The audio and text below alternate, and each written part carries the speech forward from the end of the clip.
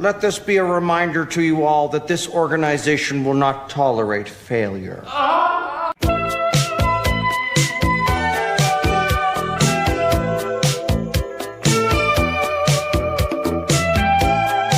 The side of the federal building has been blown off, Jesse.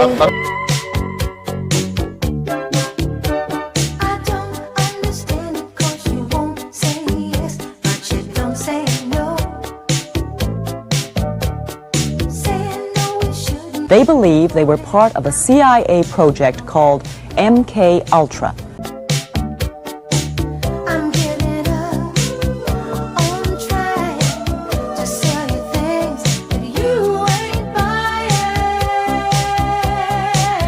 Just like a segment of society that is not living in reality. In a certain sense, we're kind of a little bit more Israel's vassal state. There are police chiefs facilitating prostitution networks. Do you understand? It's all in your head. It's your move. What up, everybody? Welcome to the Underclass podcast with myself, Austin Way Picard.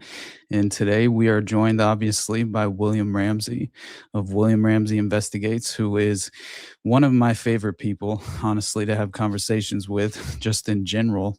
I described you as, honestly, one of my favorite dance partners, just in terms of trying to digest so much of this extraordinary information and evidence, obviously, but as far as you joining us today to specifically discuss these revelations within the context of especially the final release of these Epstein files, it really is, as much as we are overexposed, it's extraordinary and it's shocking, and it's something that really just provides a window into that level of darkness, and it's something that I think I described in my my Mark Dutroux episode, where I basically said that through examining the Dutroux case and the Dutroux affair, essentially we catch another glimpse of what lies beneath, essentially, as we kind of are provided a window and also stumble onto this proverbial window into what effectively becomes, as I tweeted for the promo of this show, the shadowy global elite, right? Which is honestly, they're very much just offering us an example, an avenue into the level of the undeniable exploitation of the most vulnerable among us. So I feel as if there's no better time than now to essentially provide a spotlight on what I've been describing as the pedophile occupied government, and very much seemingly entrenched and insulated from any real accountability whatsoever. And so justice on behalf of the victims and their families just feels so far away from where we are in this current moment. And so once again, I have to thank you for coming on the show, brother, and obviously introduce yourself for anyone who's new to the show. But yeah, and then we can just honestly start wherever you would like. There's a lot to go through, but thanks for having me back on the show. Thanks for the nice intro. William Ramsey, been researching for a long time, like 15 years. And this is really, like you said, this is an incredible event. And the drop was January 30th. So it's only been about 12 days, I guess. But I've really tried to read as much as I could and go through and look into it as much as possible. And it's extraordinary. It's more intense than Pizzagate, which was James Alefantis and those kind of Instagram pictures that he had. Right. This is something incredible. It's not very well organized. They should have had an index or something like that, but I think it's deliberately sloppy. There's duplicates. There's redactions and some things that aren't redacted, like you mentioned in the pre-show, like victims are exposed who didn't want to be exposed. That was the whole point of the redactions. And then all these perps who are in there, and a lot of documents. There was one major document that came out that I was think is the top 10, which is a list of co-conspirators. The pre-district attorney at that time, the U.S. attorney's Jeffrey Berman, did all this research in 2019 and wrote an 85-page document listing other co-conspirators, which was highly redacted. And then they took it down But I have a copy of it. I put it up on my X, the link on my X page if people want it. But it shows that they were looking into it. So all these public statements by Trump, Bongino, Patel, and the Blondie, Bondi, Yeah, all right. lies. They're lying, or they're stupid because it's in the documents, like it should be in their records that they've been like redacting for a year or something like that. So it's extraordinary on a lot of things, and it is peering into darkness. I had another show, I called it Jeffrey Epstein's Cup of Abominations, because it's almost like biblical, like looking Yeah. into Satan worshipers and all their coded language. It's reminiscent of Pizzagate, the minimization, the denialism too. Like, oh, people are just, oh, this isn't so bad. I've never heard anybody use the word goy before. This kind of, Mm. I've heard all this stuff around. Well, I But, saw you tweet specifically making the reference to this obvious recycled moral panic and yeah, unjustified moral hysteria and outrage, which obviously I think you described it as the new talking point for the Epstein denialists or something, which I thought was perfectly put. But I mean, it is refashioned satanic panic as well, as you said, and I thought it was so hilarious, the description of what the mainstream press is essentially presenting the Epstein files as, and the interpretation of on social media especially. And it was, the release of the Epstein files has sparked a resurgence of conspiracy theories, often described as a moral panic, where individuals are accused based on tenuous connections to Epstein. This phenomenon reflects a broader trend of fear and speculation surrounding elite corruption and abuse, reminiscent of past moral panics. And it's just so fitting, right, for what you were just describing and perfectly illustrating in terms of the reactionary mockingbird media in a way. But yeah, fascinating to see. it really is. I mean, I tried to watch some of the mainstream responses, and some of them, it's no response. This Mhm. is nothing. Fox News is not even covering it. Trump says he's not in it, which he's all over the documents, like in really bad ways too, like Mhm. murder and death and like abuse, Yeah. um, in ways that like they didn't redact like a lot of these handwritten notes by the children, Mhm. and those are some of the most important facts that we have, and we can go into some of the details, but like Trump's mentioned in there, Epstein, Leon, names, personal names, Absolutely. stuff like that. But like you said, this moral panic, and I think a lot. I mean, this is going to be a huge shift, like a sifting of all these people who were formerly kind of influential influencers, right? This kind of new media figures, because they made decisions either to cover it or not cover it, and Yeah. it's really going to be who's talking about it and who isn't. Like, who's minimizing it? Because this is huge. They're literally trafficking in babies, guys. Like, there's facts in there. So people lying about, where are these children?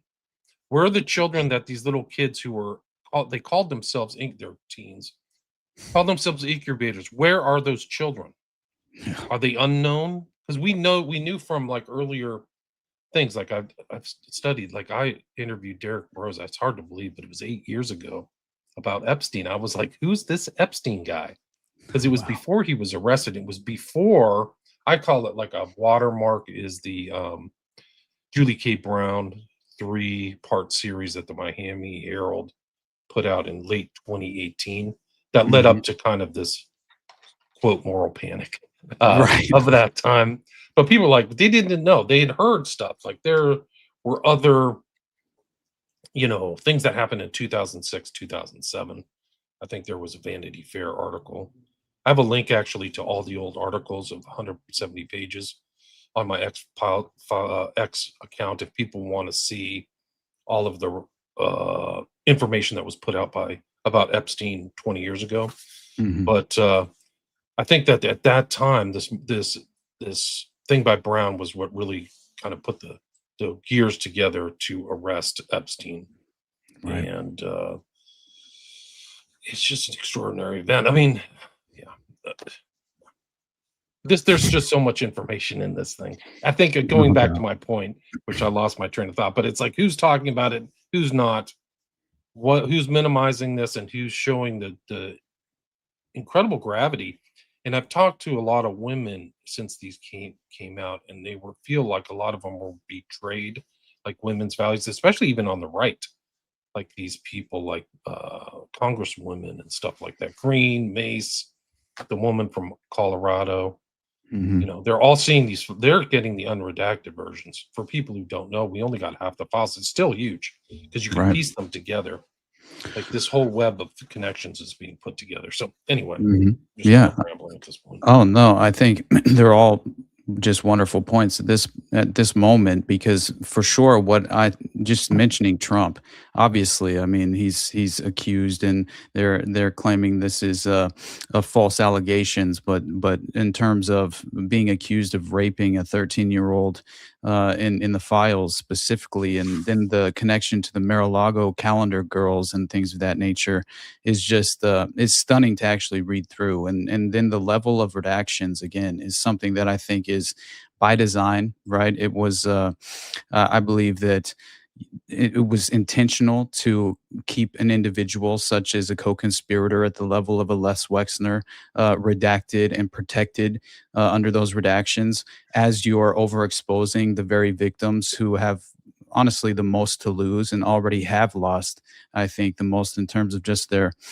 overall just in terms of the effect and impact it has on their life, the level of abuse and sinister nature of it, and psychologically the effect, I would imagine, is lifelong. And it's just seeing what the claim was. Obviously, lawyers of Epstein survivors asking courts to essentially force the DOJ to take down the Epstein files. I felt like that was by design, right? You have the family of Virginia Giuffre, like essentially coming out and claiming the DOJ cares nothing for the victims, and have in no way essentially tried to protect them through the redactions that were very much, I think, intentionally prioritized to protect the permanent establishment of pedophiles. And meanwhile, I thought you would love the point of Alan Dershowitz, of course, allegedly communicating with Mossad on behalf of Jeffrey Epstein, which we already know the fascinating connections with Epstein and Ehud Barak, and him attempting to help position Peter Thiel as a power broker for Ehud as he's leaving office. It's just so fascinating. But there was one thing I had to tell you, which was obviously the strange email correspondence between, I think it was the some Mongolian contact that was attempting to convey a message on behalf of Epstein to the president of Mongolia. And the quote in the actual file, the email correspondence, was "Welcome for coffee, snuff, conversation, no tie." This is 2015 with Mr. Epstein. And meanwhile, of course, you have Trump, William Buckley, and Alan Dershowitz acting as character witnesses on behalf of Roy Cohn, who is clearly "Where's my Roy Cohn?" And that was during his disbarment hearing in 1986, I believe.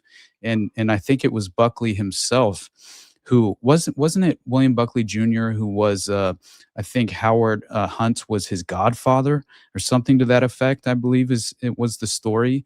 And basically Buckley wrote about Dershowitz's defense of the snuff films in one of his columns all And the way in back one of his then. shows too. Like I have a video that I reposted. Oh, I like, remember recently. that video. Yeah. It's on my It's X. fascinating to watch, right? But my God, snuff is nothing new, and neither are these prolific pedophile networks that prey upon the most vulnerable among us.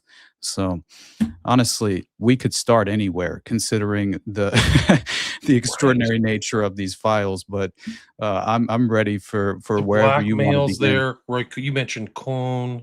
Buckley Mhm. writes the intro to Hunt's book about himself, like minimizing all of the stuff. Like he's a head of domestic operations for the CIA in the US. Like, oh yeah, I never did that. I never wrote this. I never wrote this guy's, you know, a diary and all this stuff. Like these guys are cover-up artists. Buckley is Skull and Bones, right? Hmm. And he worked under Hunt. Hunt was the head of the Mexico office for the CIA, if I remember at one point. Yeah. So That. there's all these connections. So the murky networks and what's going the thing about these files, just like one more thing, is it shows just how much goes going on under the surface, right? Because we just get what they put out or what they're telling people in public or in these media outlets. Now we see what's going on. One of the most interesting files that you talked is redaction of all these pedophiles. There is a file from March 2025. I have a link to it somewhere, but it's basically a notification within the FBI that we're going to redact all these people from the Epstein files, right? So they knew it intentionally that they were redacting these people, right? Mhm. That's a huge tell. So I'm assuming that Bondi and Patel knew that they were going to redact them, right? So they're actually covering up for these criminal acts. Like these are criminal acts. Yeah.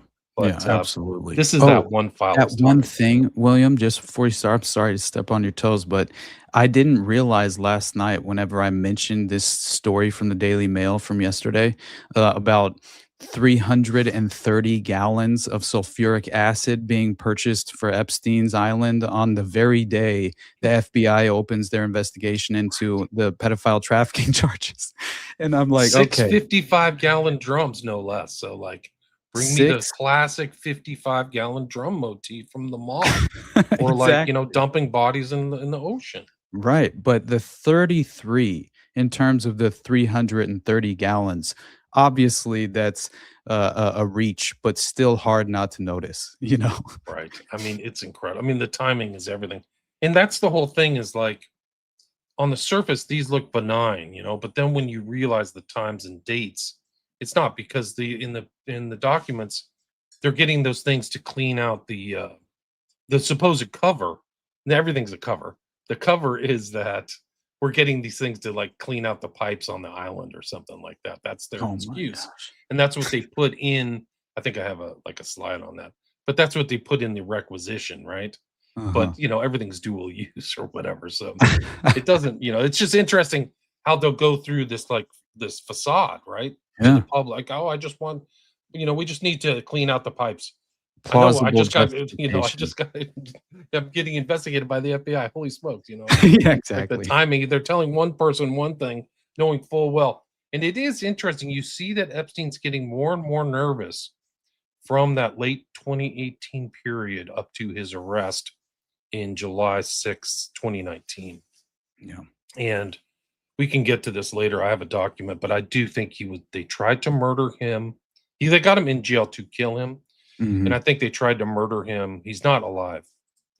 They tried to kill him on July 23rd of 2019, and then they successfully killed him in August or August 10th, the morning of August 10th, 2019.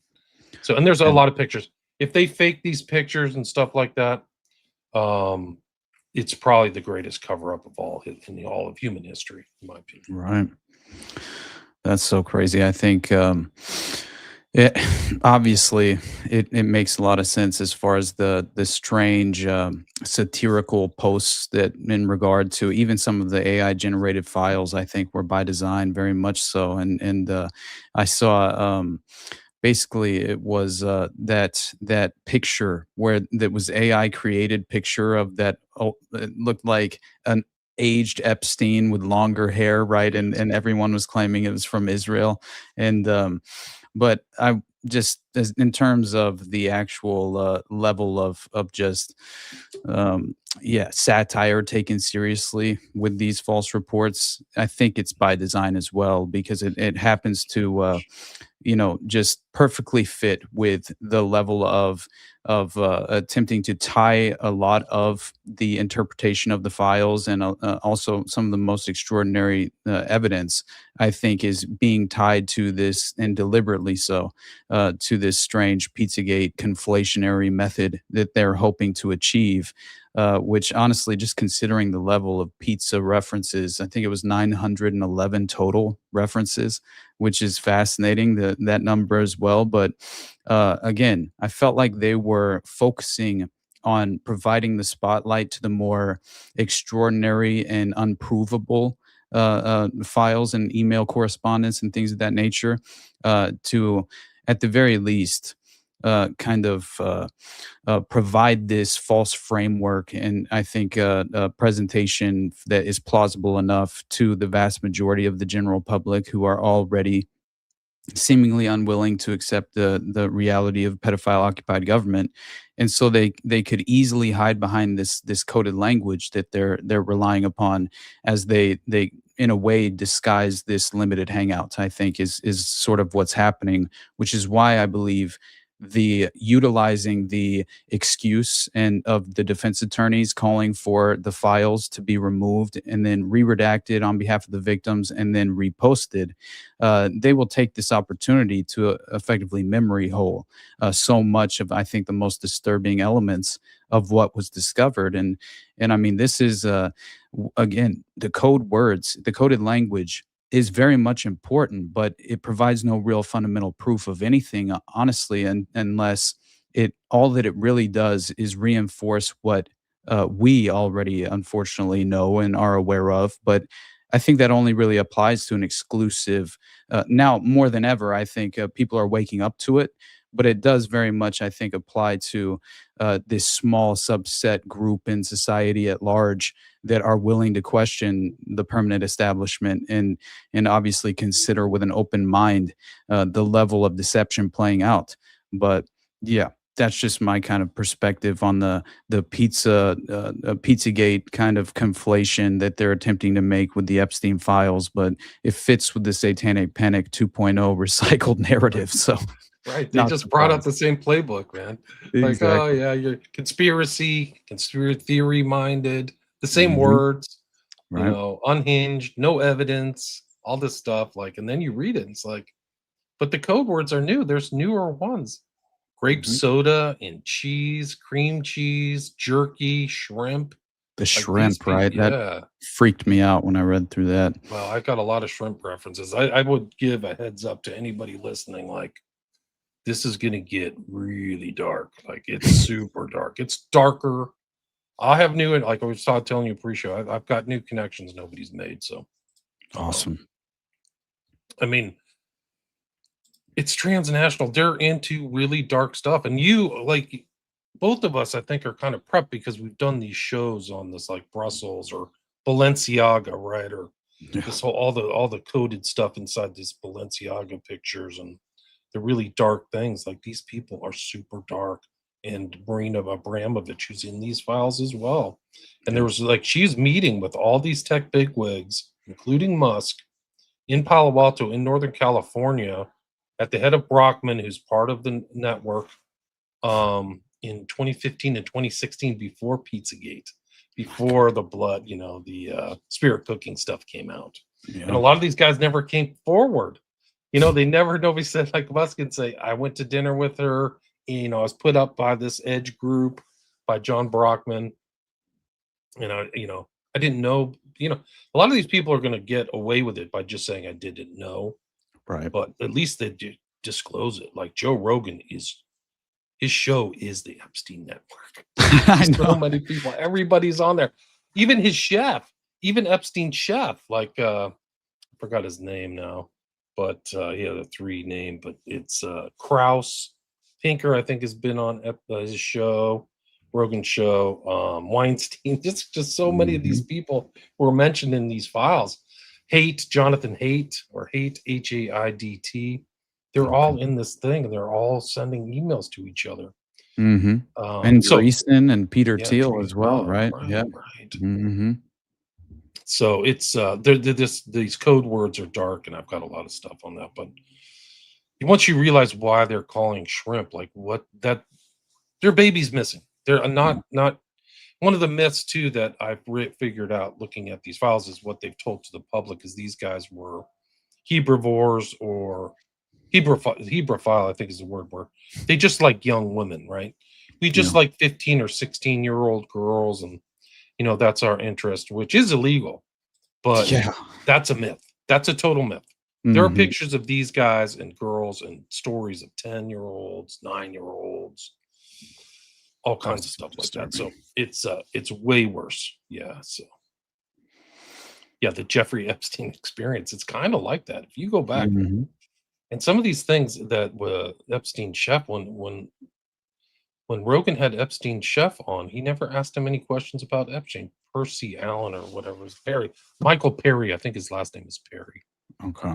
But like he never. It just like this is obtuse. Like, why wouldn't you ask him what it was like flying around with Jeffrey Epstein? Yeah, exactly. Right. And I feel like the Steve Bannon correspondence has been so revealing in itself as well, right? Just in terms of the strange language they were using to conduct their dialogue. It seemed as if it was a little bit more concerning than it's given the credit at this moment. And I think that also applies to the level of exposure to so many of these prior cases that apply to this enterprise that feels as if it's this overarching umbrella network that helps facilitate these various geographical branches of a very similar strategic playbook that's being utilized. I mean, I think of the Finders, I think of Kincora, I think of so many different examples, even McMartin and Presidio and West Point. I mean, how many can we point to where this was effectively taking place? And obviously Dutroux is the one that always is top of mind due to the level of political figures of prominence being directly involved with human hunting parties and ritualistic snuff murder films being conducted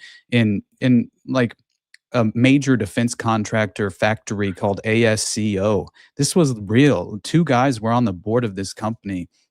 One was a former military or Israeli military officer who apparently was a Mossad agent, who was a known arms smuggler and weapons trafficker for Iran-Contra.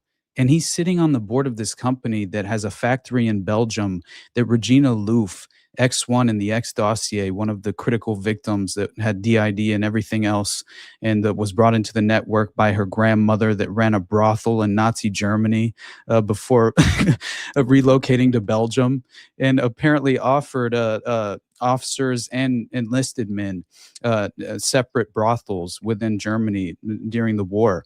And that was Regina Louf's mother or grandmother who taught her how to sexually pleasure her at like 3 years old, something to that effect, and then sent her into the network and sold her off to her handler. And it's so disturbing to hear her tell the story of being taken among many other victims who reinforced this credible evidence that she was taken to the ASCO factory, which is a major defense contractor, and was effectively, brutally traumatized and abused on film. And then that is even when they introduced her to her 3-year-old daughter that she hadn't seen since she had been abused through birth. And they legitimately said if she passed out due to the level of pain after, a very graphic form of abuse that I don't want to even describe, she passes out due to the blood loss. And when she wakes up and comes to, Michelle Nihoul, Marc Dutroux, Annie Booty, all these individual prominent figures effectively execute her 3-year-old daughter in a snuff film in front of her as a consequence of her passing out. That is the level that we're dealing with in this very network that we're attempting to describe in terms of Epstein and all the relative members of this network that seem to be very much, as I said before, insulated from any justice whatsoever coming forward. No, it's incredible. And I think that's a good exemplar, is this. And you'll see that in these documents, there's Brussels involved in this one where they mention the Ninth Circle. But it's like, that's the level of depravity and sickness most people could not comprehend that. Yeah. They don't live it day to day. And it's interesting you bring up this defense contracting and this manufacturing facility, because what I found out about Epstein is how involved he is in the financial and economic affairs of the United States and his network. These are people in like hedge funds. He's communicating with them all the time. He's relaxing with them. He's inviting them to the island, whether it's this guy Leon Black. these Apollo management people who like are managing they're billionaires. So you can see how they kind of get away with it because they have people at their beck and call.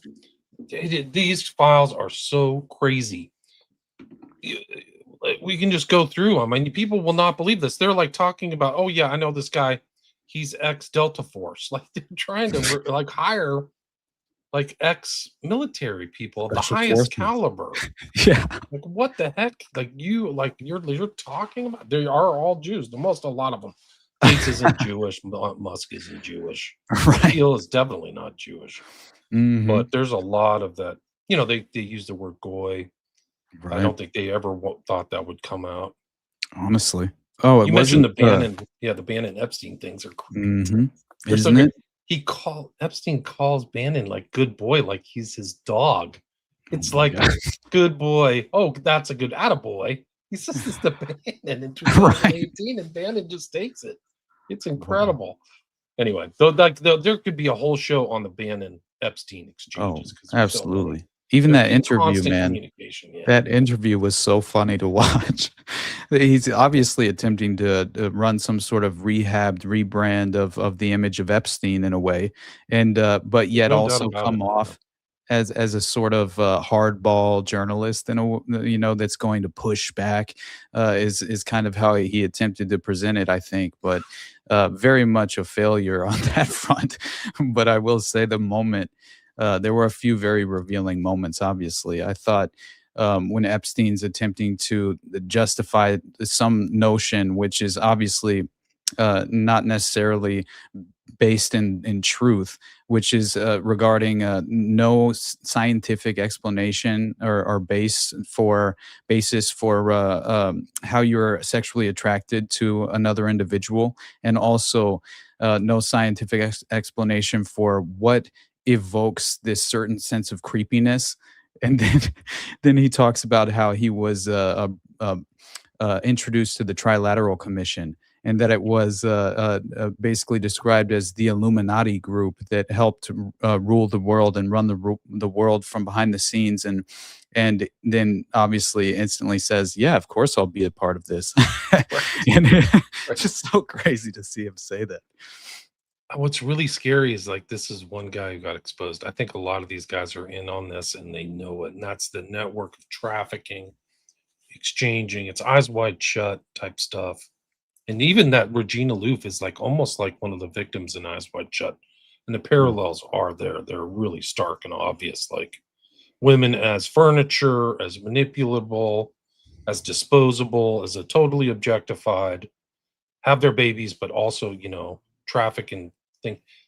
Some people don't get it, but Eyes Wide Shut is about a elite pedophile group. At the very end, Elena gets taken off by some randos with security and all this stuff. That's like, it's just Wasn't that the Rothschild ball, the masked ball? I forget what they called it, but the Rothschild ball of like 78 or something, I think, is when they technically held the one that Stanley Kubrick attempted to imitate in Eyes Wide Shut and even filmed there, I think, at that very It location. was a Rothschild mansion for sure. I forgot Yeah. the name of it. But And by the way, that was referenced. I think the Rothschilds were named in the files over 11,000 times.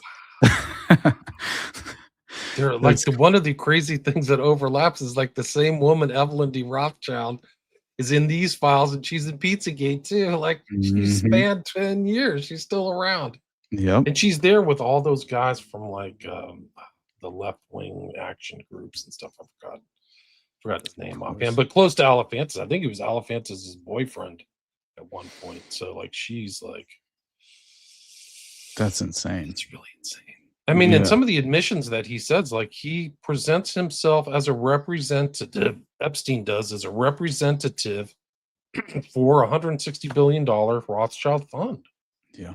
Like that's their investment fund. So it's like bigger than the, yearly income of most countries in the world. Like Right. Yeah, and GDP of countries in the world. That's incredible. there was a connection to that as well, which I thought, wasn't it like a $25 million contract or something that he claimed that he had as a agent of the Rothschild family, and that there was like a strange dialogue between Ariane de Rothschild and Epstein, where it very much made me question Epstein's bloodline and honestly how he was handed the keys, because I don't believe that he himself formed this network of such prolific prominence.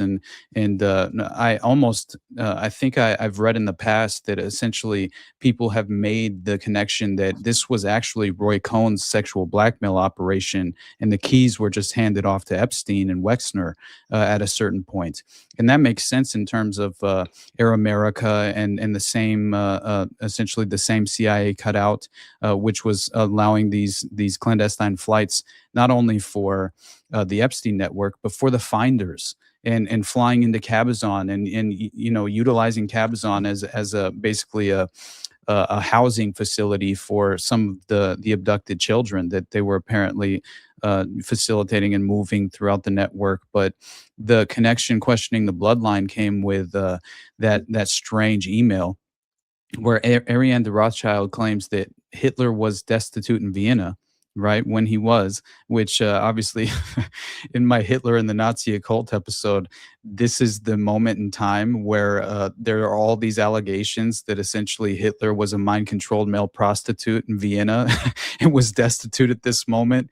And also, I think it was the memoirs of Bridget Hitler claiming that he had Tavistock mind control manuals that he refused to let out of his sight, and that he would study them all the time at late points of the evening and things of that nature. But either way, it's Do you kind ever of see hilarious. that painting that he took of the bridge that was at Tavistock? No. You ever heard that? Yeah. This Oh is my like God. one of the, yeah. There's a rumor that he went to England in his teens, right? That Uh-huh. he was there. I think he had relatives in Manchester. But there is a drawing that he did when he was in his teens of the same bridge that's at Tavistock. You can Oh look my that up. God. And that's like, how do you know that bridge and what it looks like? And there's like the picture has a little kid fishing, and people are like, the only way he would know that is if he saw a picture of it or was there, Or was that little kid fishing? or Yeah. was there something. And we Right. Yeah. know, like you talk about that, Mike, we know Hannison, which is really interesting. He's like this occultist and mind controller and hypnotist. Mhm. Hitler knew him, and then he died right after the fire at the Reichstag, I think Oh, in wow. 33. Yeah. But also Hitler was in the war and went insane after the war. He literally lost his mind. He lost the ability. He had such kind of like a nervous type of breakdown that he lost his eyesight. This is all history. Yeah. He The was mustard taken gas attack or something, I think it was. something. And Yeah. he was taken to an infirmary all the way across Germany to recover. And once he came out of there, he's like, I got to save Germany. That's like Yeah. his, like, crossing the Rubicon or some kind of huge event that changed his mind. He's Right. gone through different personality phases too. Oh, It's like, yeah. He but said just he didn't the- act. yeah. Sorry, go He ahead, was William. a sleepwalker. Yeah.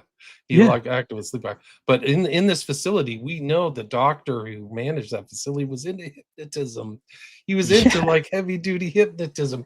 So like That all was this stuff about Spacewalk, MK right? Ultra and things, you have to push this stuff way back to Mesmer and all these other characters, because a lot of these doctors were involved in this stuff, and they know Right.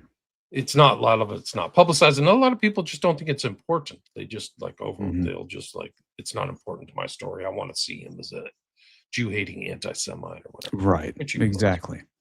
Yeah, it was Forster, I think, was the name of the individual who allegedly was the doctor that hypnotized Hitler at Pacewalk. And this is when he was essentially only answering or responding and acting after he heard a voice that he named Providence. Right. Yeah. He had like an angelic like What the hell? experience. No, that's true too. They always overlook that as well. Like he believed that, I think in his mind eye, he had something where he saw one of the ascended masters. That's why he Mhm. likes Blavatsky. And some Exactly. people have said that's Lucifer. So he saw a representation of Lucifer, which would make perfect sense. Interesting. That Lucifer That came is so to him crazy. at the hospital and said, My I got God. work for you. And because all his ideas from then on are all Luciferian. Yeah, absolutely. Racism, master race, slaves, Yep. It's all Blavatskyism.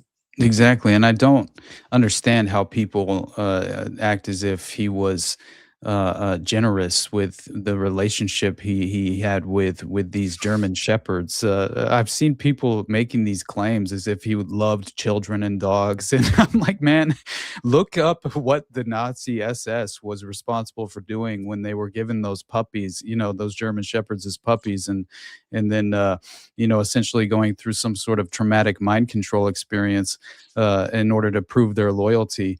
But the Pacewalk connection, though, that psychiatrist Edmund Forrester was his name, and he's the one who concluded that Hitler's condition was hysterical blindness, and hypnotized him allegedly. But whatever treatment he received under Forrester's care will never be known, due to the fact that in 1933, the Gestapo seized all psychiatric records related to his treatment and destroyed them.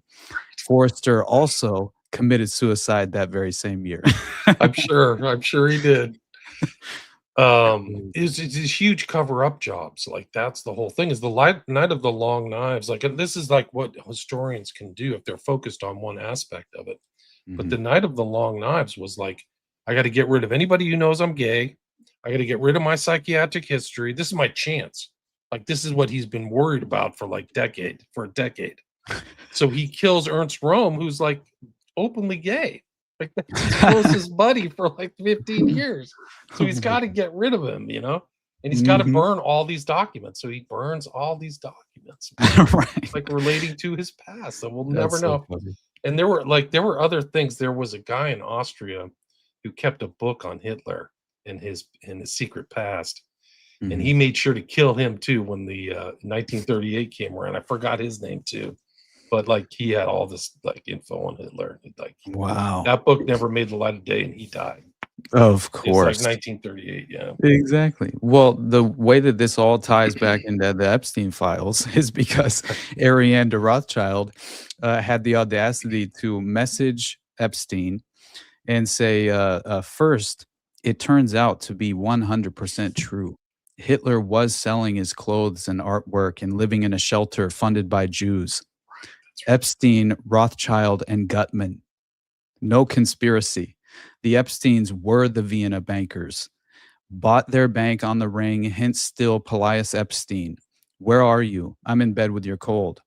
This is the response. Whether it is a way to say that generosity is not rewarded or that the conspiracy theory still exists is quite pathetic. And then Epstein responds, I thought you'd find amusing that in Harvard class on Hitler, they told the story of when he was so poor, he lived in a shelter for the homeless and destitute that had been financed by the three wealthy families, the Gutmans, the Epsteins, and the Rothschilds. It turns out to be accurate.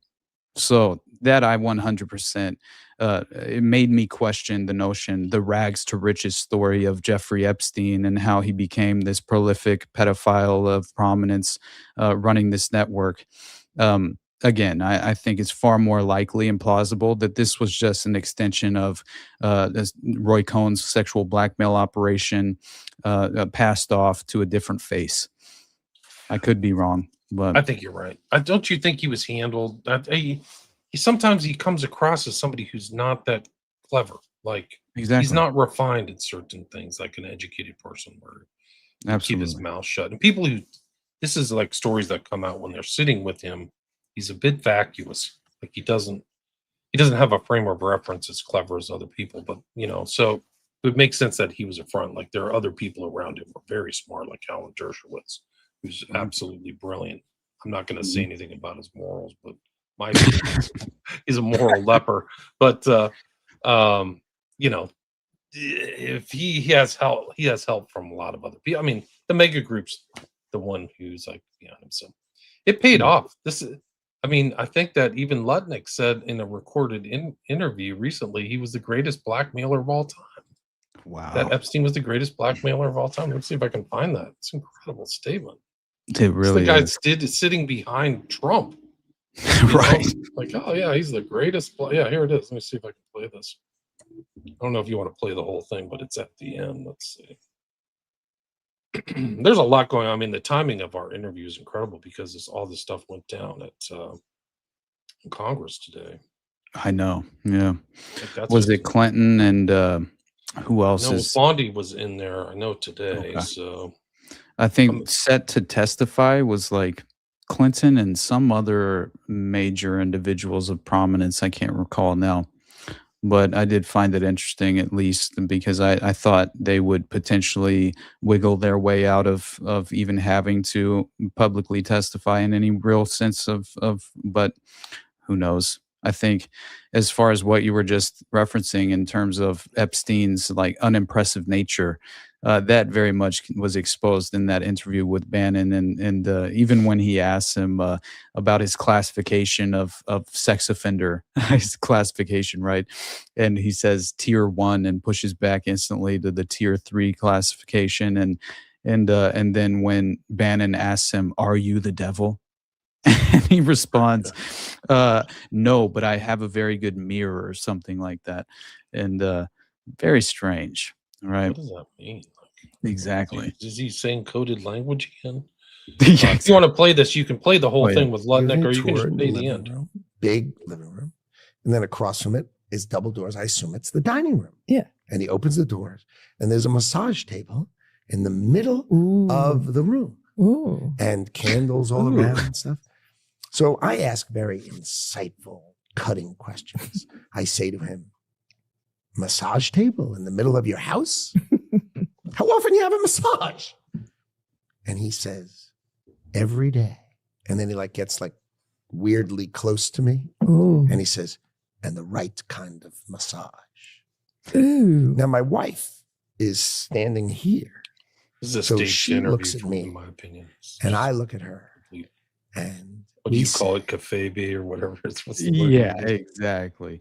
This is Kayfabe. definitely a designed kayfabe because Kayfabe, yeah. it looks like. Well, first of all, I don't believe a word of this Yeah. story. She's like, It "Oh, you're reciting what you need. You bring in your wife. Bring in your wife. Okay, good. Let's go." exactly. Ooh, But using like it what as are a you defense. doing, woman? Yeah. "I'm sorry, we have to go." And we left. And in the 6 or 8 steps it takes to get from his house to my house, my wife and I decided that I will never be in the room with that disgusting person ever again. So I was never in the room with him socially, for business, or for even philanthropy. If that guy was there, I wasn't going because he's gross. And so I look back at it as a gift. Yes. He gave me a gift. This is baloney. He's in a business with the guy. They literally Yeah. have signed documents in the Epstein files where they're in business together. So this is Exactly. just complete kayfabe. It's just complete acting and nonsense. And she's just, "Oh yeah, you're doing great." This guy's a total liar. He sits behind Trump and laughs all the time too. It's very Yeah. unnerving. I know. Yes. Of avoid. Yeah. And so, yeah, So that's he my was- story. A one and absolutely done. Right. So This I guy. mean, This is like put this Look on back loop. at it This is just as a complete gift. Yes. preposterous He nonsense. gave me a gift Mhm. yes. of avoid. And Yeah. so, yeah, So that's he my was- story. A one and absolutely done. Right. So I mean, that's an incredible story that you could pick up that he was a pervert. It's gross. The guy's gross. I mean, right with my wife. And like he's gross. The guy's gross. This was not, the deep nuance of Howard Lutnick. This guy's gross. Right. So how come Bill Gates and all these other people could hang around him and not see what you saw? Or did they see it and ignore it? Or No, they participated. right. That's what his MO was, get a massage, get a massage. And what happened in that massage room, I assume was on video. This guy was the greatest blackmailer ever. Wow. Yeah, you pair that with because obviously that was from his statement. I think he's making this from a 2005 apparently some sort of arranged visit with Epstein apparently, and then but yet that doesn't seem to pair very well with the change in his story in terms of the 2012 example of obviously him taking 8 children, including his own, to Epstein's island to obviously have some strange lunch. But that in itself is so clear that that this man is he should be at least getting much criticism, and hopefully he will resign, and that will be some measure of accountability, which we very rarely actually achieve. But at the very least, if people aren't aware this man is a sinister pedophile, then you're not paying attention, right? But yeah, his prominence is very much, I think, worth pointing out as well. Not only do we have examples of as you mentioned, Epstein being in business with Lutnick in the actual documents. I mean, he's the commerce secretary. That is just absurd that this is even honestly an issue, right? As far as an individual of such prominence, but of course, this applies, and yeah, describing this as limited interactions, but yet he signed on with Epstein for limited liability companies that agreed in 2012, the very same time he's presenting these children to Epstein on his island. He apparently signs this acquiring stakes in a now shuttered advertising technology company that was called Adfin. And so, yeah, if you don't believe a word these people are saying is really the main point, right? They're all lying. Trump's lying. Lutnick's lying. They've been lying. That's what these files exposes. They've lied blatantly and brazenly to the American people for years, if not decades. These are all pre-constructed things, because the same thing, Ed Dershowitz does the same thing. Like, I went there for a massage. So that they keep this thing like, oh, you just like young women. There are kids there, guys. There's like 9 or 10-year-old kids and babies and infants and stuff. Yeah. But they keep saying you just like young girls, and there's just massages. No. It's way worse than that, guys. These are all like fashioned by somebody in public relations or something like that. These are all like damage control interviews. I don't even know who this woman is, but like it's just so sick when you know. Right. I like his like laughing, giddy, like, oh, smiling and laughing. That's his con man job, Yep. It's Exactly. just repulsive, Honestly. He should quit. I think a lot of these people should quit. I mean, I don't know how they're going to survive. Like, it's only the knowledge is going to disseminate. It's only going to expand. And we're going to understand more and more and more. And all these people's lives are, I mean, I'm sure you know as well as I do, like Bongino and Patel, like they made their bones to get Trump into office for going after the Epstein files. And then they just did a 180. Like, it's off the chart. Like, they're so brazenly lying. I don't know how Bongino's going to take the calumny for how long he's going to do it. They're just... He's back. He's waging war against the black pillars.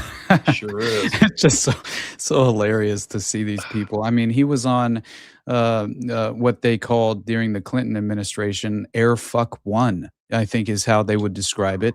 And Bongino, along with his brother, I think even, but Bongino specifically was clearly Secret Service detail for on behalf of Clinton, and so if we're to believe that he wasn't entirely exposed to this very network, and another reason why he's allegedly calling for the Epstein files to be released leading up to the administration, and then becoming a part of and taking just an immediate 180 and and having a complete change in interpretation and opinion in terms of the level of exposure and transparency that should be had. But I will tell you, the one probably not, obviously the shrimp connection really was absolutely disturbing in context, but the one email that caught my eye instantly with these final drops was the email correspondence between an alleged interview of a purported Epstein victim, which said, "Thanks, I didn't realize Bush raped him too." Okay. And then, right, it goes into apparently this individual witness was on a yacht and apparently witnessed African-American males having sex with white blonde females, all of whom were bleeding during intercourse. And then going into details of how he was a victim of a type of ritualistic sacrifice in which his feet were cut with a scimitar, but left no scarring. On the yacht, he witnessed babies being dismembered, their intestines removed, and individuals eating feces from their intestines. He was also raped by George Bush Sr. And that always just the first thought I have if George Bush Sr. is mentioned is the Confessions of a DC Madam, Paul Benassi, and claiming that Todd Blodgett essentially arranged as a member of the White House press, a room. He essentially arranged the midnight tours of the White House for those child prostitutes, connecting to Craig Spence and Henry Vinson. And it turns out that allegedly, according to Paul Benassi, that after that midnight tour at the White House, all him and all the other boys were taken across the street to some sort of warehouse that they claimed was owned by the individuals in the network, and then essentially raped them in an orgy. And so I just always thought that George Bush Sr. and Reagan as well. But during that administration, I mean, you have a direct example of a key member in Bush Sr.'s cabinet, who Donald Gregg was his name, and he was frequenting and apparently using federal funds within the context of the Craig Spence operation, which was an entire apartment rigged for audiovisual blackmail with a two-way mirror, and Lawrence E. King sitting on the couch whenever Henry Vinson went to visit the second time. And it's just fascinating to see that this individual of such prominence, a literal cabinet member, while George Bush Sr.'s Secret Service detail is providing security 24 hours a day at Craig Spence's apartment, which is again rigged for audiovisual blackmail. He said he deals in blackmail as currency. Nothing It's new, in these William. files too. There's like I can just type up blackmail. You can see them talking about blackmail, who they have blackmail on, who they tried to blackmail. Like they talk about it. He talks about it with a bunch of other different people. Yeah. They never thought it would see the light of day, but they're acknowledging that the normal person doesn't walk around trying to blackmail people. Right. They do. I saw you post about Elizabeth Loftus being in these emails. To what effect was she discussed or like even referenced in the emails? Because I think I bookmarked the tweet that you made, but I can't find it now. So I was just wondering if you can recall exactly to what effect she was referenced in that context, because I found that fascinating. Her whole like CV, her resume's in there on one whole, Bates number. So the Bates number is on the bottom right-hand side. That's how the legal team, kept track of all these things. It's EFTA for people who don't know. So it's Epstein, something Transparency Act. Epstein, I forgot what the acronym is, but she's there in one. Then I know that she testified in Ghislaine Maxwell's trial. So that's probably why it's there. But then she's also she's a board member on the Origins Project, which is another thing. So there's a January 29th, Lawrence Krauss to Epstein, where she's on there. So it's Noam Chomsky, Penn Jillette, what the hell is he doing on there? Wow. Martin Gee, Sheldon Glasgow, Susan Solomon, Elizabeth Loftus, Sid Altman, David Ross, Ian McEwan, Richard Dawkins, Schrag. So she's on there. It's the, I think it's something to do with, evolutionary biology. Yeah, that So makes she's around. sense. Yeah, because she was heavily involved in the False Memory Syndrome Foundation, which seems to me like the way that I interpreted this organization is basically their primary goal being to systematically discredit victims of child sexual abuse. And I mean, a foundation conveniently created to seed really a pseudoscientific falsehood into the public consciousness, while they're simultaneously serving as some sort of cleanup crew for the most prolific examples and crimes ever committed or facilitated as a result of these special operations regarding the Monarch Boys, or however you want to put it, in terms of, the mind control, trauma-based mind control, which is so very often relied on. And I think just understanding the role that she played.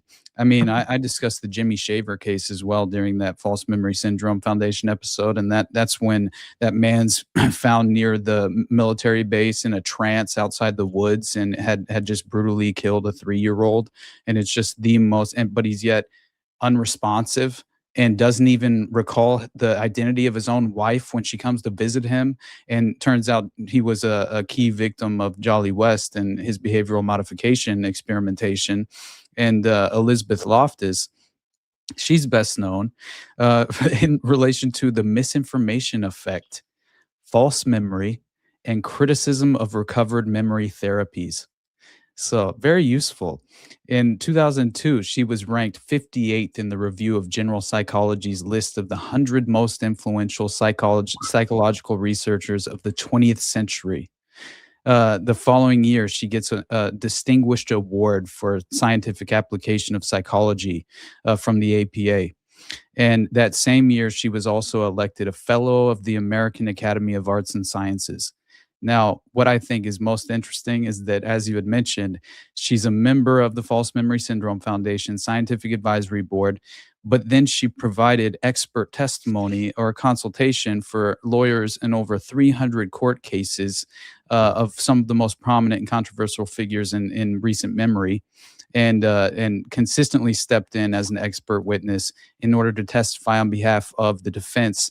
And this included Ted Bundy, O.J. Simpson, Rodney King, Oliver North, Martha Stewart, Scooter Libby, Michael Jackson, the Hillside Strangler, the Menendez brothers, both Terry Nichols and Timothy McVeigh, as well as testifying for the defense regarding the killing of Susan Berman and Robert Durst's trial for murder, and Harvey Weinstein's trial for rape and sexual assault in 2020.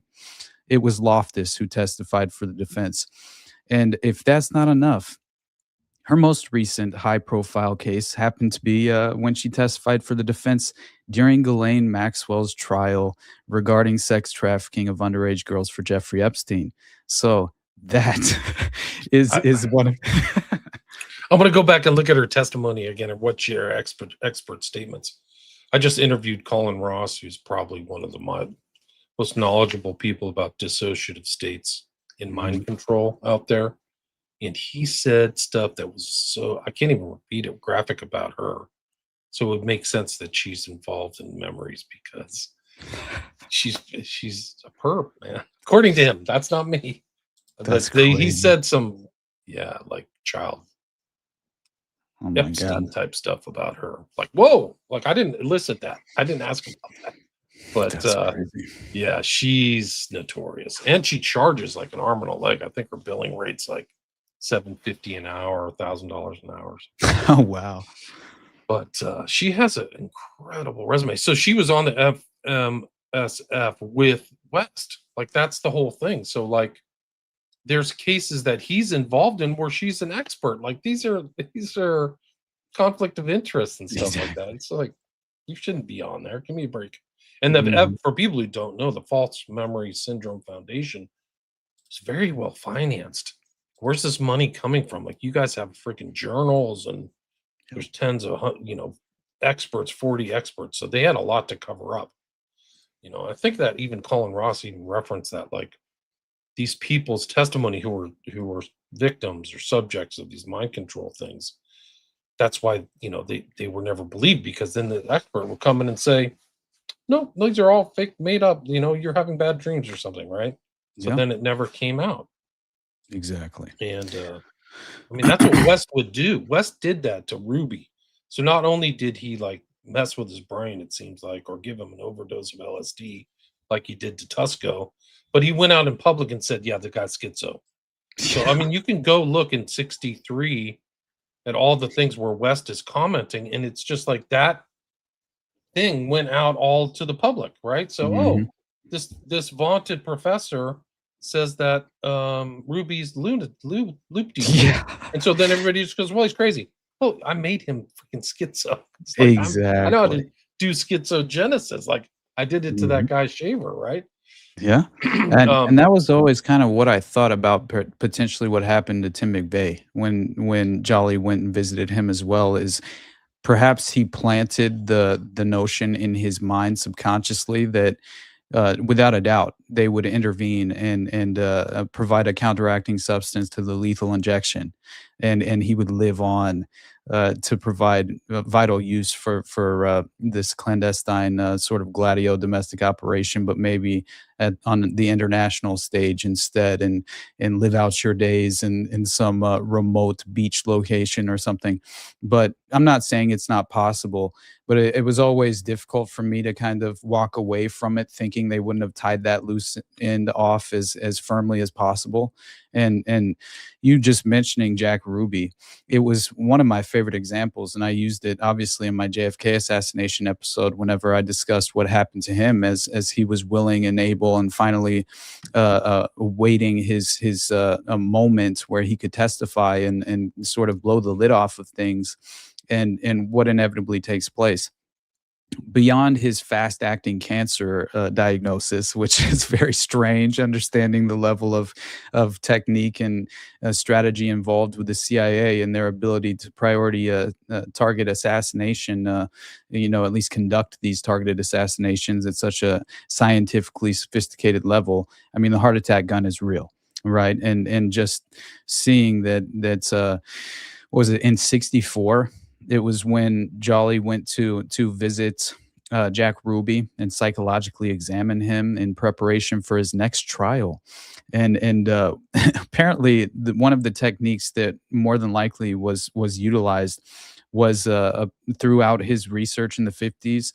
He learned how to induce insanity in a person without their awareness. And so West goes to examine Ruby, emerges from the county jail with press waiting for him, and he announces that within the preceding 48 hours, Ruby had an acute psychotic break that was irrevocable. He couldn't return to sanity. He had audio and visual hallucinations, and during the exam, he said Ruby hid under a table because he thought there were people in the room trying to kill him. He told Jolly West what he could hear was Jewish children's screams outside his jail cell as they were being boiled alive. And apparently prior to this exam, there had been absolutely no evidence, obviously, of Jack Ruby being mentally ill. And West was only alone with him in the cell for I think it was, he treated him for the next 6 months, though, but obviously he was only in the cell with him for around 30 minutes or something to that effect.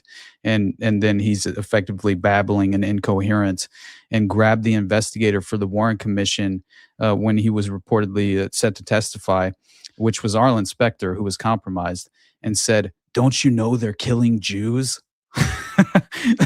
I can hear them being tortured outside my cell. They've killed my brother and cut off his legs. They couldn't use a thing in Jack Ruby's testimony to the Warren Commission. Right. Totally nullified. He's crazy. Nothing he says is real. I mean, these are incredible stuff. They bring in freaking Belli all the way from California to represent. I mean, Belli, these guys are overlooked because they bring in Belli from California, whose specialty is civil law. Like, he's not a criminal defense lawyer. I don't think he's ever defended anybody. Like, you don't, like, I'm going to go brain surgery.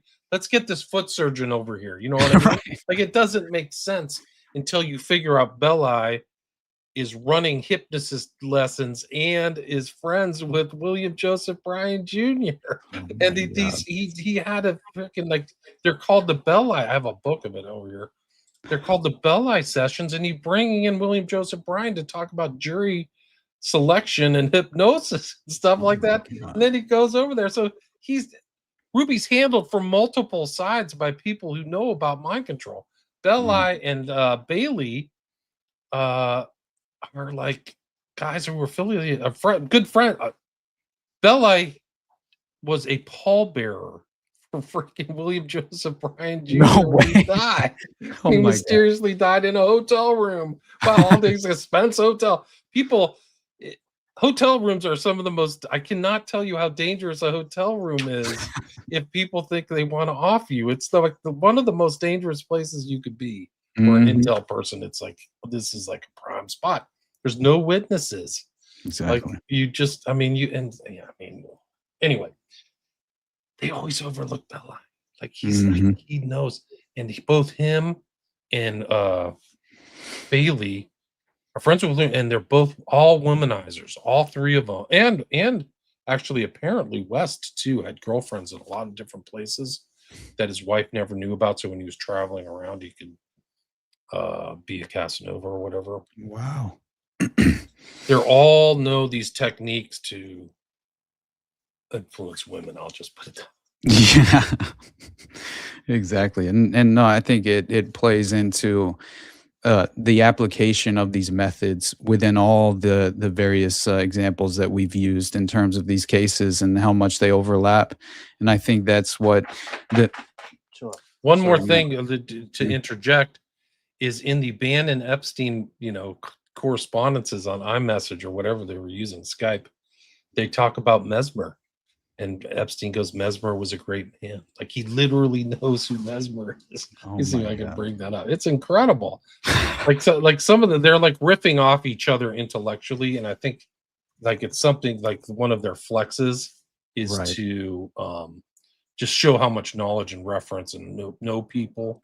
Like it's kind of like the strutting thing, like or I know this, I know that, and Mhm. here it is right here. Let's see. Can you bring this up? Let me see. Oh yeah, sorry. Sorry, I just posted it. Bannon goes, "You get to see it before it goes anywhere. I can promise you it'll be mesmerizing, brutal, enlightening." Epstein, Dr. Mesmer was a genius. Steve Bannon, yes, you're the new Dr. Mesmer, both the light and the dark. Oh my God. This is right at the end of 2018. So after the Julie Brown articles, this is when the pressure is starting to build against Epstein, like this whole avalanche of stuff. My God. I mean, we film everybody. I remember standing in line. This is Epstein. I remember standing in line to see Deep Throat, and I thought that was talent, dude. I already said yes, unless you think it's dumb. So they're talking about putting together this documentary about Epstein. Right. So they both know Mesmer. They both understand this stuff. Hmm. I thought that what you had pointed out in terms of the correspondence with Bannon with the Ninth Circle was so fascinating. And as far as what you had highlighted was Bannon basically encouraging Epstein to, or Epstein encouraging Bannon is the way it was, I think, and basically to come to him physically, right, to spend like 8 to 10 days with him or something, and the language he used was, if you are going to play here, you'll have to spend time. Europe by remote doesn't work. Lots and lots of FaceTime and hand holding. And then, as you said earlier, abandon hope, all ye who enter, says Bannon. And Epstein replies, Ninth Circle.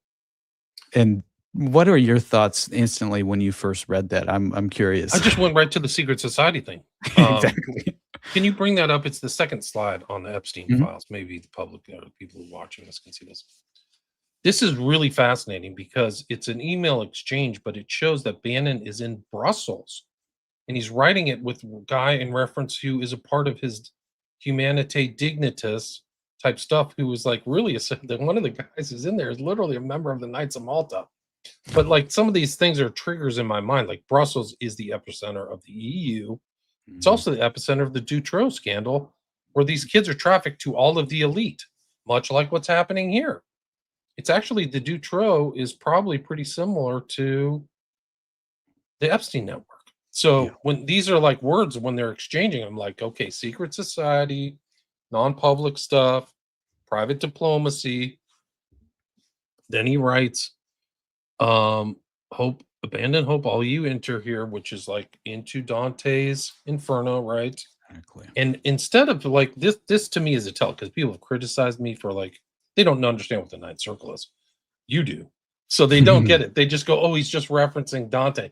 No, he the proper response to me would be, oh, you're referencing Dante's Inferno, or say Inferno or Dante. He doesn't.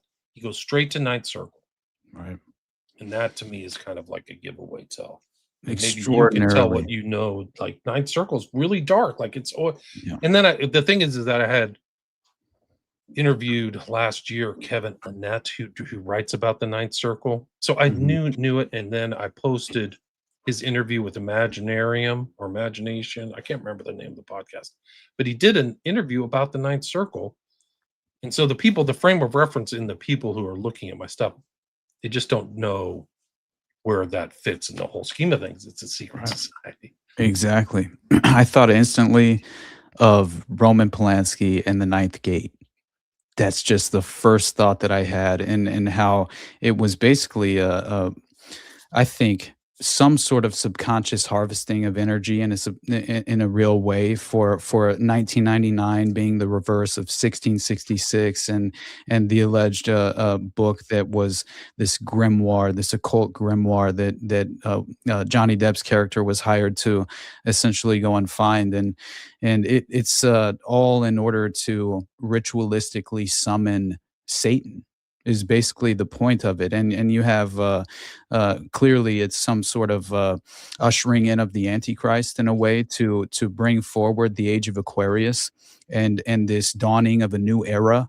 And I think you know, just like putting that in parallel with Roman Polanski and the Rosemary's Baby prophecy that he would create just before the unfortunate demise of Sharon Tate, who I think was some sort of witch in the process church or something.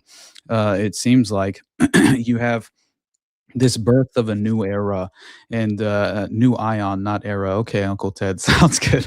And but it's just honestly the new millennium is what they focus on, and I think realizing what the significance of the grimoire that they were in search of is very interesting. And again, it was called something to the effect of. I'll find the name here in just a moment. The Shadows of Darkness or something. It's a crazy name, but the 9 circles of hell are obviously described in Dante's Inferno, and they specifically reference first circle is limbo, and then it goes to lust, gluttony, greed, anger, heresy, violence, fraud, treachery.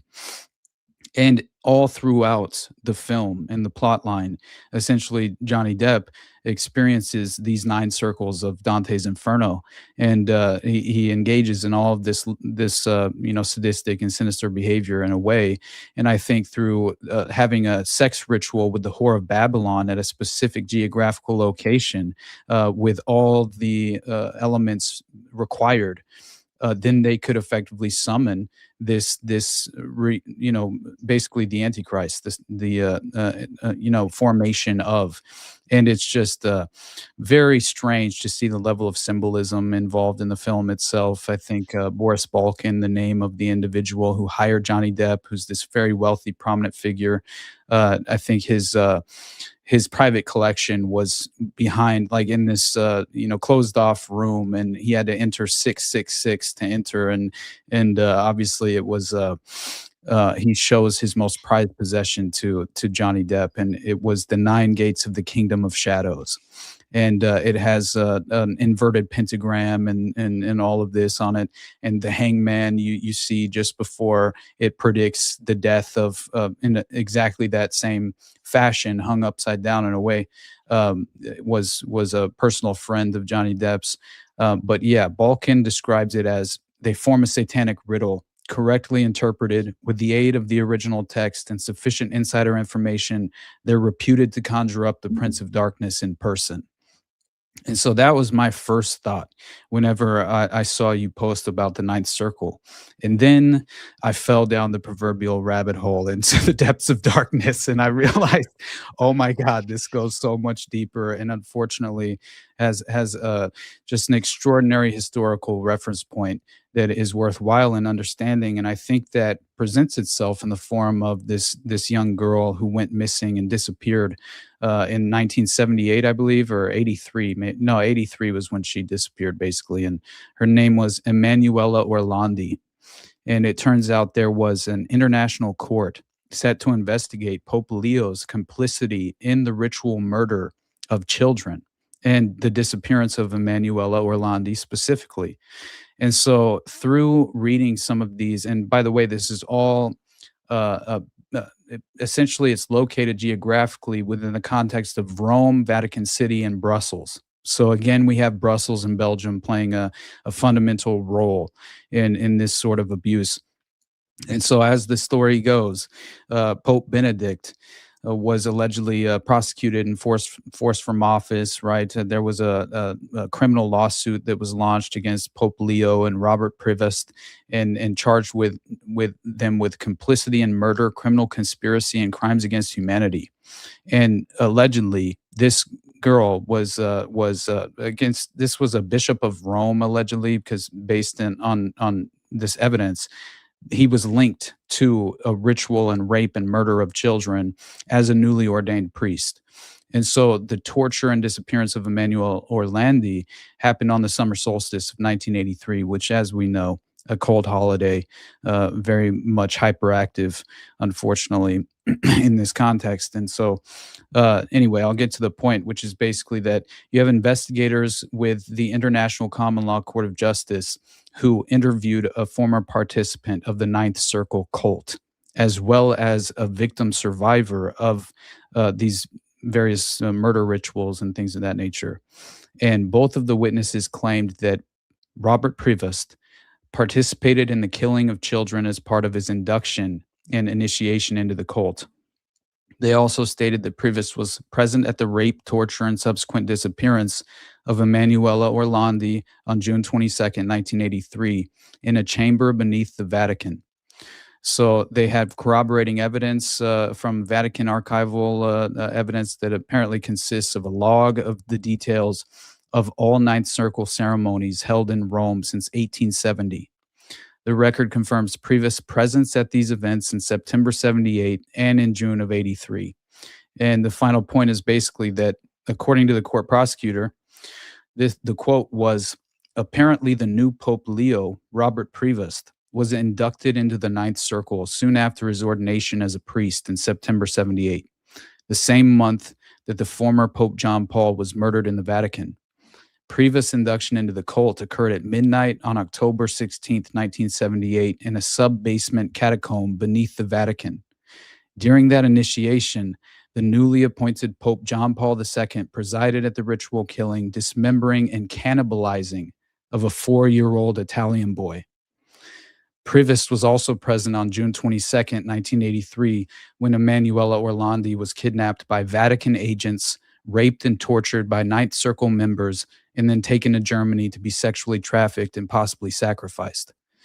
Like every Roman pontiff, Robert Prevost was chosen as pope from a select stable of Ninth Circle members who have been groomed by the cult for years and have proved their loyalty to its carnage. And that was the final statement.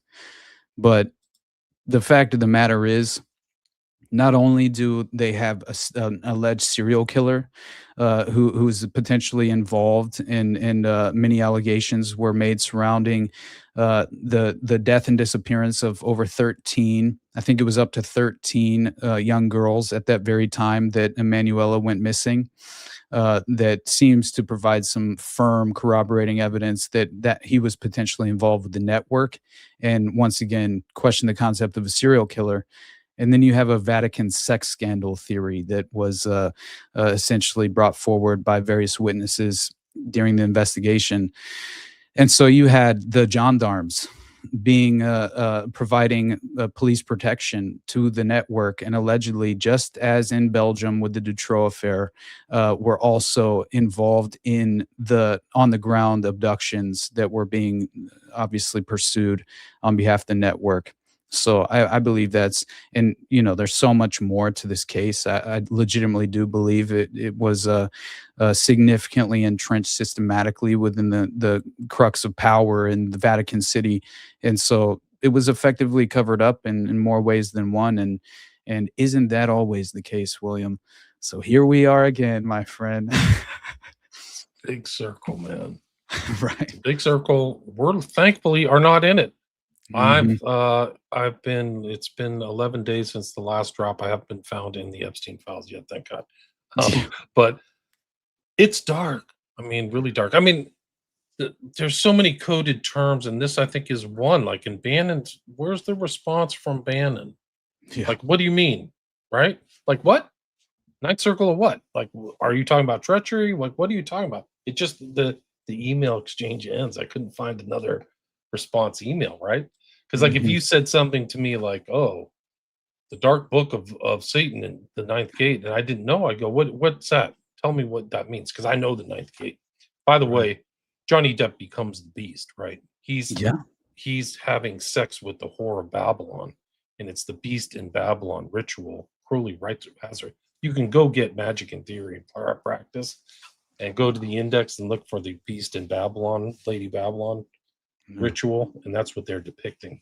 Is the little sexual magic of Johnny becoming the beast. He becomes the beast and goes through the ninth gate right at the castle. So, but like it's interesting. My point is like, where is Bannon's questioning response, or just saying, "I know what you mean." You know what I mean? Instead, it's just like, no, it's nothing.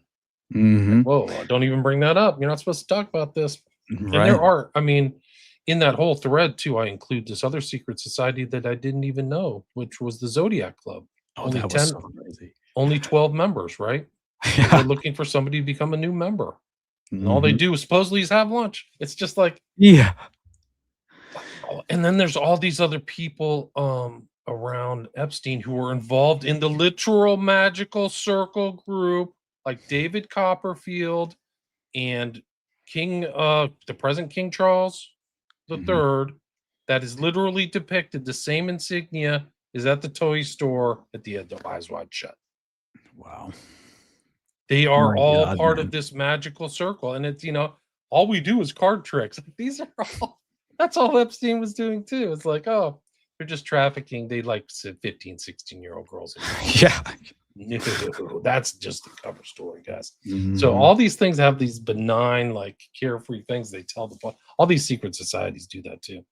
They just tell these benign things to the public, and people just go, "Okay, it's a sugar-coated pill." But yeah, there are. I'm going to do a whole show just on the correlation between the Epstein files and Eyes Wide Shut, because there's just so many. The women being produced in baby incubators, the intergenerational nature, the blackmail, the intimidation, the suicides, right? Like there's all kinds of weird suicides. Like it goes back to Hitler. I forgot to mention, like his niece supposedly committed suicide with a gun, which if you believe that, I've got some beachfront property for you in Colorado or something. These women don't use guns often. They don't like guns. General. But yeah, like it's just incredible. These secret societies, Ninth Circle, Zodiac, Magic Circle, and the network itself is, that's the whole thing. Like when I say like there's multiple Epsteins, it's if you just go in and do the research on David Copperfield, what's his real name, he has his own island, the complaints about him, the sexual perversions.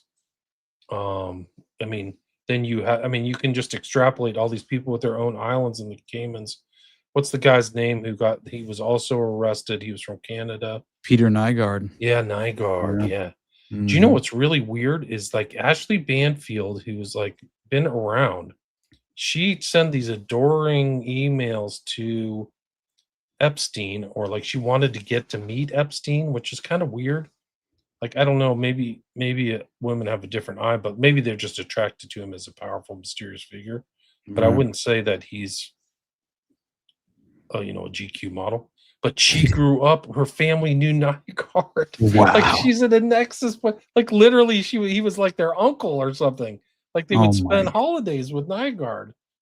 And these two guys are just savagely abusing people.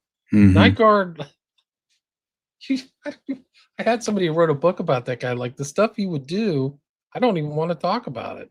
Honestly. Like, did you know like the story of Nygard? Oh yeah, Oh, yeah. okay, yeah. It's so fascinating It's though. but Canada's like she's Epstein. in Ashley Banfield, like that's how quiet these people were keeping their lid on all this stuff. Like Right. you would think at a certain point, like Ashley Banfield would come forward and go, I tried to hit on Jeffrey Epstein and Nygard was my uncle. Like, guys, I've got a great story to tell. I've got personal stuff I can tell. But then you realize she's on TV with smiley face insignia on her like stuff, and you go, okay, you're part of the cult. I get you. Of course. Yeah, Let me you see know if what I I can find that picture. the first thought I have of Peter Nygard is this incredible video, which I'm sure you have seen by now, where he's sitting around the table with these black women, and specifically, he decides to really honestly just reveal to them his ultimate goal. And just briefly, after you brought him up, we have to play this. It's so sinister.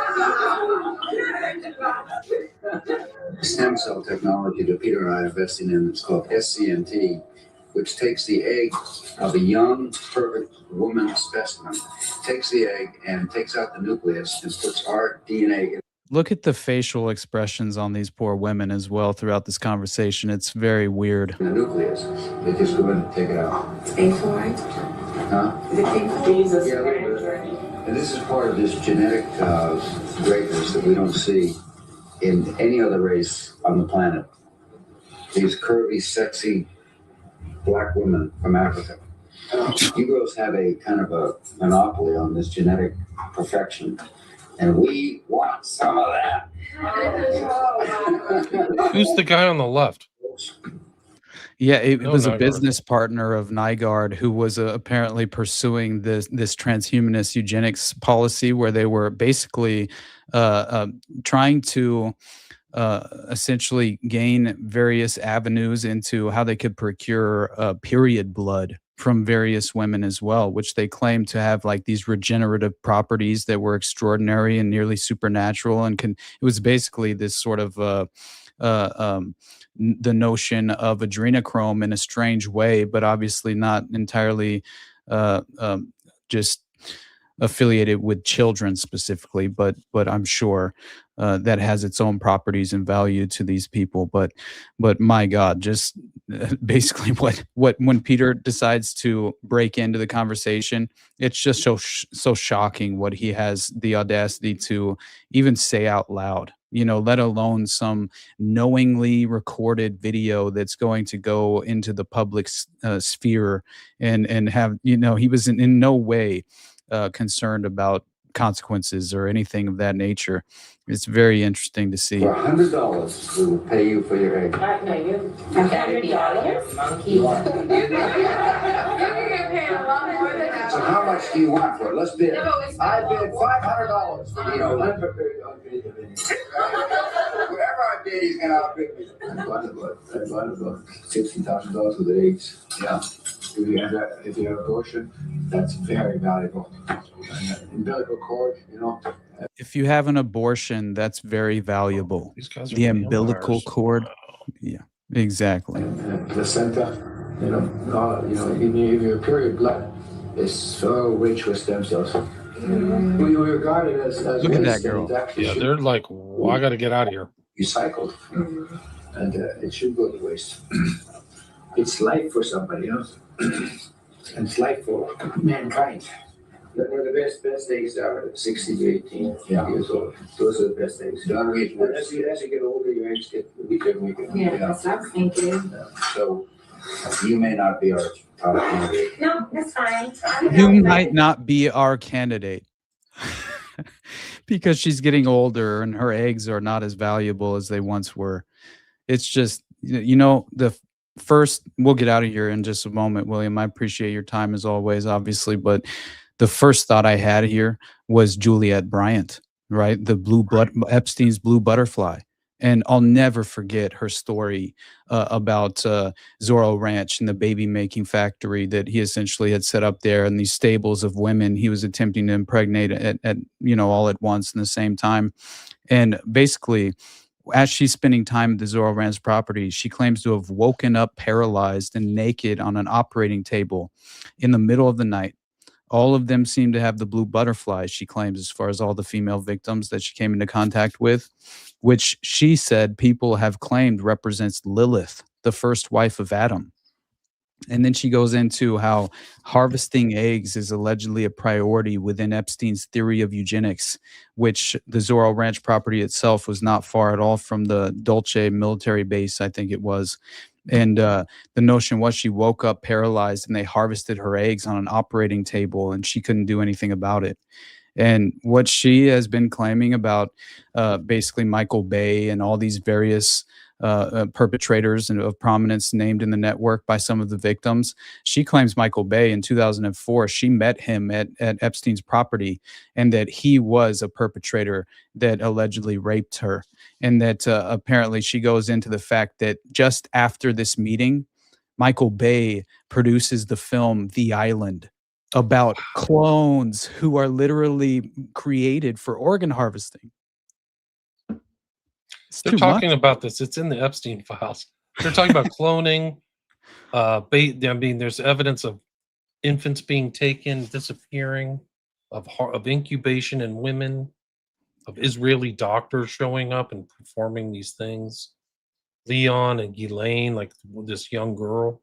It's a recent case too. It was just done in 2024, 25. These are crimes. Where are these kids? Where are these children? It's so grotesque. There's like emails to Epstein about like, okay, once we were getting this biology together, we want to go from a garage type setting to this, and then integrate these designer babies and change the future of the human species. That's what they're talking about. That's how serious it is. You pull up that file right there. That's Polanski lawyers. So the tie into the Ninth Gate. That girl who was in the Ninth Gate is Polanski's longtime girlfriend, by the way. Yeah, that girl who played the kind of entity. Yeah, the whore of Babylon. Yeah, the whore of Babylon is Roman Polanski's girlfriend. Roman Polanski's, and then he's involved in like Sharon Tate and all those other deaths. Roman Polanski's attorneys are coming to see me. I might want to find an exhibition entitled "Statutory: Girls and Boys, Ages 14 to 25, where they look nothing like their true ages." See, I didn't know they were 14. They look 19, right? That's the cover story they're going to give out. Juvenile, mug shots, Photoshop. This is from Jeff. So it's not his real name. I found out his real name is Yehud. His born Hebrew name is Yehud, which is the Hebrew version of Judah, which that's where we get the word Jew. Like he literally could be Jew Epstein. Stop it. No, Stop it, William. dead serious. A lot of Jews, a lot of have anglicized names, like David Copperfield's fake. I don't know what his Jewish name is, but some of these guys will reveal them. Like they will have an anglicized name, and then their birth certificate will have, like, you know, Shlomo Goldstein or something like different, but he goes by Bob Johnson. Right. Anyway, this is like an interesting one. So it's just showing that this overlap between Epstein and this, and then here's the Ashley Banfield lust for Epstein thing. Peggy Siegel. Ashley, is your friend Jeffrey still single? Epstein says, "My amazing girl, I should take Sunday event. Or invite Ashley Banfield, who was lusting for you. I can give you email phone." Wow. 2012. Isn't that weird? Absolutely. Lusting after Epstein? What? No, we're supposed to, interpret this and essentially dismiss it at face value in many ways, because we don't have out and out examples of them saying directly what they were actually, this is what I find to be such a low frequency inability to critically think through things. And I think it's more a part of some sort of coping mechanism that I think has been conditioned and driven into most people who are just so unwilling to even go there. And I think it's, yes, ignorance is bliss at a certain level, but when you are turning a blind eye to such sinister forms of abuse, especially in this context, then you are only doing the bidding of the very pedophile occupied government and facilitating their agenda, and in no way presenting a dissenting and objective voice that's trying to hold power accountable. And it's just more and more that we look into and dig through these the evidence still remaining available to us, and hopefully we get some of those further redacted files back up on the DOJ website. But we'll see. I'm not going to hold my breath on that, but I figure It's too late for these guys because people have downloaded the entire thing right away. True. So they can do whatever. That's how they're getting caught in these changes and things like that. People have the Absolutely. original files. Might be me. I might actually have the original files. Thank God for you, William. That's why Peter, you're here. Elizabeth Ashley Banfield. Her connection is through her childhood best friend, who was Peter Nygard's niece, Angela Dyborn. Banfield knew Nygard growing up, referring to him as Uncle Peter because of his close friendship with his niece. She spent time around him as a child and young adult, like red flag, Yeah. red siren alert, Mhm. and described this as a very personal story. Well, how personal? The relationship is central to a true crime podcast series, Drop Dead series with Ashley Banfield, specifically the first season titled Uncle Peter, which launched in early 2025. She collaborates with this niece to explore life, crimes, empire, and downfall. Wow. That's too much. It's It's just just not unbelievable. no, it is. It's unbelievable is the best way to actually describe it. And I mean, honestly, William, we could sit here for 6 more hours and just consistently go through all of these, but it would be a little bit. I'm Scratching already the feeling surface. overwhelmed in a way. I'm sure you're experiencing something similar as far as just the extraordinary nature of this, but also how much it reinforces what we unfortunately already knew. I think it was Top that I was talking to. I messaged him and just he was talking about coming on for the Epstein files, and I just told him like these are the moments that I honestly wish I was wrong. It's like it's so hard to even imagine taking some a sort of victory lap in a time such as this when we are legitimately essentially being granted and provided the proof positive of this sinister nature of the power cabal again pulling the strings of their political puppets who seem to be in terms of the vast majority compromised by sexual blackmail, and by now if you haven't recognized that fact, you're hiding, and unfortunately you're hiding in the dark and you're burying your head in the sand in a moment that is so crucial because this is a turning point in a certain sort of way, and people have to wake up once and for all to the dark reality we're facing. But anyway, do you have any The final thoughts? the sexual blackmail may be the lightest stuff. These guys Yeah. may be brought into even deeper stuff, like initiatory stuff, right? Oh, here's the 14-year-old. I got a 12. I got a 10. I got a bait. We know that Epstein and Ghislaine Maxwell asked Virginia Giuffre to have a baby. No questions asked. We'll give you money. So what's going on? And Right. what is happening? What is all these things? It's just like, so it's even worse than we think, but you're absolutely right. This is a crucial thing. And, I think we're all just surprised to see it right in our faces. I mean, that's maybe I speak for myself, but I know that so many people are going through the Epstein files. Like my social media is just like going crazy. It's not even like a normal thing. Like I had 1.7 million hits on one of these Bannon things. Like, Wow. it's crazy. Yeah, no, that's never happened. The only time that happened was in 2016 when I was writing about Hillary Clinton's illness. Like people knew she was sick. Like they were running. I don't know if you remember the infamous. It's easy to remember.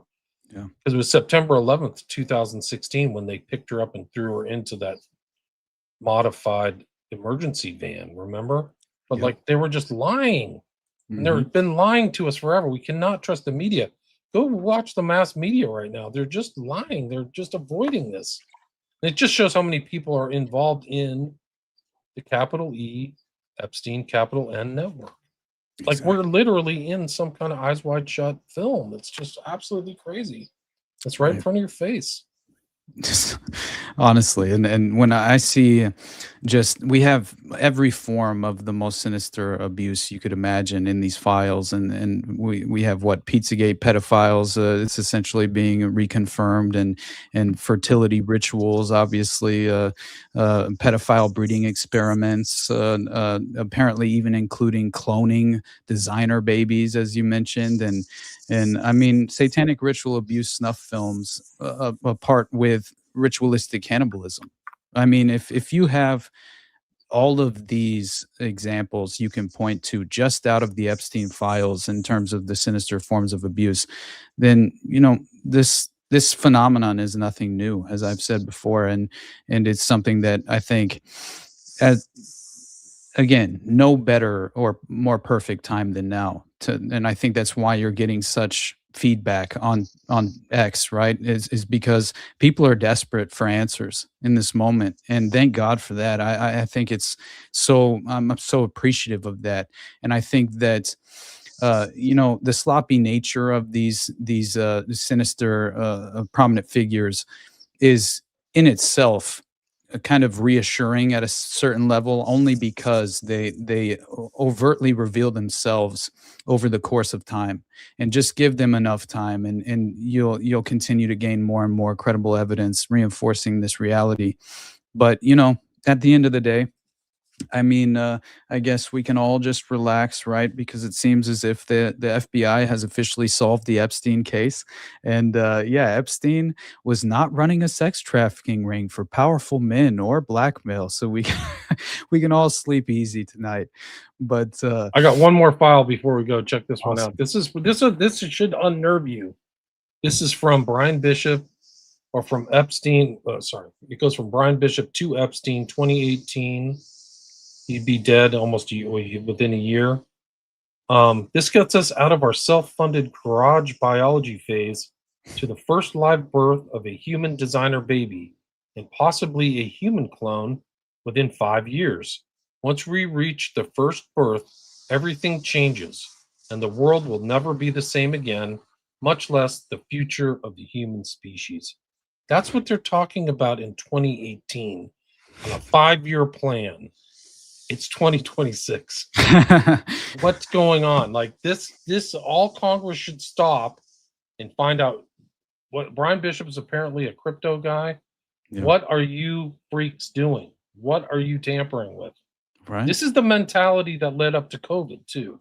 Like this is like sinister, Dr. Evil type stuff, like in real world. Like this is really crazy.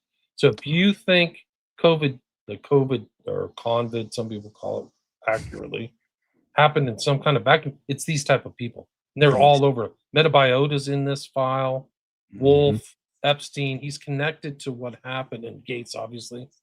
He's connected to what happened in 2020.